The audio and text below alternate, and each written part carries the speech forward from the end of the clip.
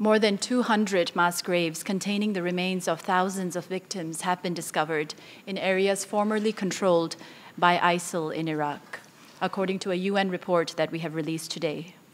The report highlights the legacy of ISIL's relentless campaign of terror and violence and the victims' continued calls for truth and justice.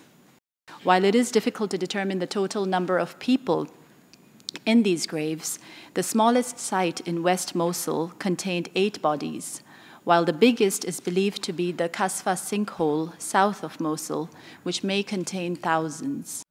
And meaningful truth and justice requires that these sites be appropriately preserved, excavated, and exhumated, and the identification of the remains of the many victims and their return to the families.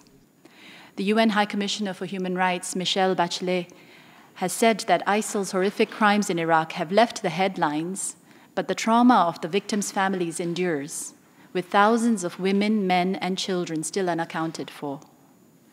These graves contain the remains of those mercilessly killed for not conforming to ISIL's twisted ideology and rule, including ethnic and religious minorities.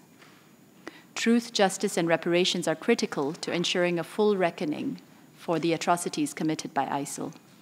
We're also calling for a victim-centered approach and a transitional justice process that is established in consultation with and accepted by Iraqis, particularly those from the affected communities.